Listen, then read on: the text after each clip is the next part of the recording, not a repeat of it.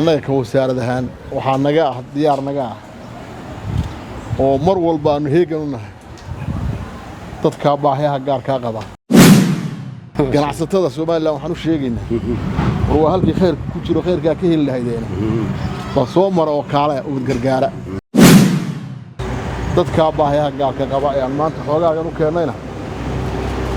ma aha sida la sheegay maalintii markii ugu dambeysay iyo markii ugu horeysay toon mar walbana waxaanu diyaar u nahay inaanu garabkiina taagnaano Sheekh Maxamedow saaka waxaan halkan ku soo gaarsiinay deeq raashin ah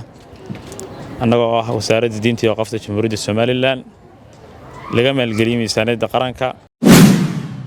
waxaan gaarsiinay saaka xaruntan ubad gargaar dadkan baahiyaha gaarka ah qaba raashin baan gaarsiinay deeq raashina wasaaradda diinta iyo awqaaftu markii koobaad iyo markii labaad ma aha oo xaruntan ubad gargaar ay samafal raashina keento والصلاة والسلام على رسول الله صلى الله على نبينا محمد وعلى آله وأصحابه أجمعين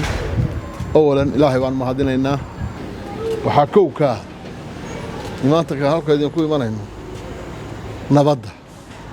هدان نبدي جرين هالك نمان مادين عرور تنباهيها قارك أهنا قبنا حول وما قبتين ما هذا واحد كله ربي دمان هالك كان أود جرجارة معمول كذا أقاسمها جودة وسارده خضر واه إيدس كمشة حكمين إيدس واه هالك بركة iyo hablo badan oo aan halka ku soo aragno barayaala oo ubadka faraha badan gacanta ku haya waxaan uga baryaynaa in Ilaahay isaga asaaw jallu Ilaahay garabkooda ku galo khayr badan Allah ku siiyo alxamdulillah wasalaatu wasalaamu ala rasuulillah wa ala alihi wa sahbihi wa sallam tasliiman kathiran kabira ila yawmiddin markaba Ilaahay baan mahadnaqaynaa saaka waxaan halkan ku soo gaarsiinay deeq raashin ah annagoo ah wasaaradda diinta iyo qafta Jamhuuriyadda Soomaaliland laga maalgeliyay miisaaniyadda qaranka lagu hogaaminayo madaxweynaha qaranka iyo xukuumadda soo annagoo ka wakiila wasaaradahan waxaan ku gaarsiinay saaka xaruntan ubad gargaar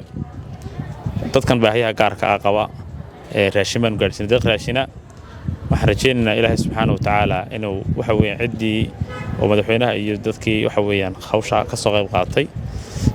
hawshan galiyay ugu horeeyo Maxamuud sulka ubad gargaar Ilaahay subxaanahu wa ta'aala inuu ka abaal mariyo ka wasaaradahan markii koobaad ma aha maantana markii u dambeysay noqon mayso oo ku soo noqon doona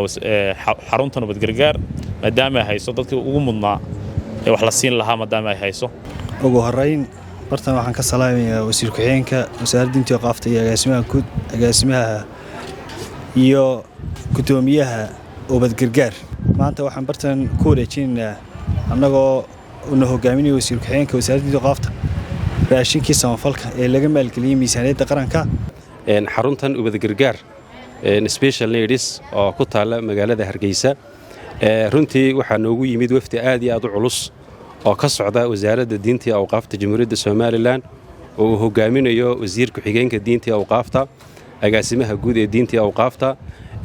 waxa kale madaxda kamid ah oo runtii isna halka maanta nagu soo booqday Dr. Khadar oo agaasimaha guud ee xakamaynta maaragtay xanuunka AIDS-ka wasaaradda diinta iyo awqaaftu markii koobaad iyo markii labaad ma aha oo xaruntan ubad gargaar ay samafal raashina keento wasaaradda diinta iyo awqaaftu runtii waxay la dareen tahay bulshadeeda inay dadka masaakiinta ee jilicsan ee ducafada ana ay ka warhayso taas waxa weeye markay diintii mas'uul ka noqdeen ay ilaaliyeen waxa marka ay u gudbeen inay haddana dadkii danyarta ahaa ee runtii aanu ku haynay xaruntan ubad gargaar ay mar kastaba noogu yimaadaan